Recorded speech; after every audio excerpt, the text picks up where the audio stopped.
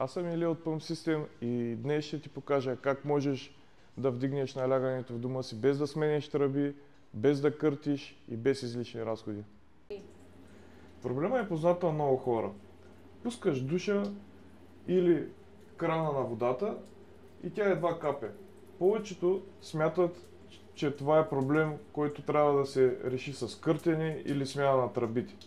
Но това не е така. В 90% от случаите проблема не идва от тръбите, а от налягането във водопровода. Това е.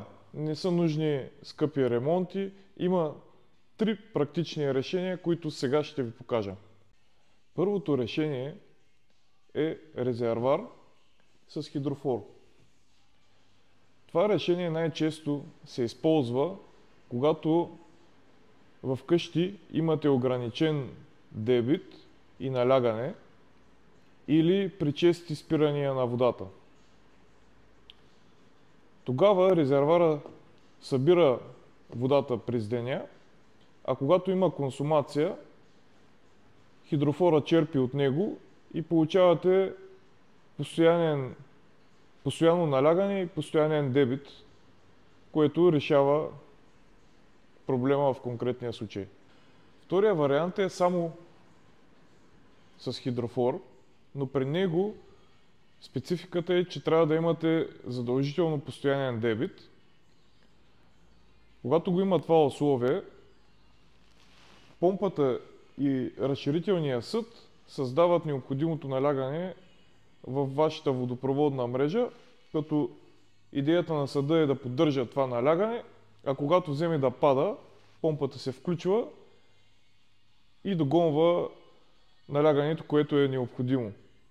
В този случай има и инверторни решения, които също могат да бъдат приложени. Третия вариант е с така наречената бустер помпа. При нея спецификата е също като вариант 2. Трябва да имаме задължително дебит, а вече налягането се създава от нея, по-скоро след нея получавате необходимото налягане. Това е възможно най-евтиния вариант и не изисква почти никакви ремонтни дейности. Виждате, че самата помпа е доста компактна и по този начин може да ви спести и място, пари и скъпи ремонти. Трите варианта, които предложих, решават проблемите с налягането. Най-евтиният вариант е бустер помпата. При по-сложни ситуации използвайте хидрофорната помпа. Когато нямате налягане, но имате и ограничен дебит, единственият вариант е с резервоар и хидрофорна помпа.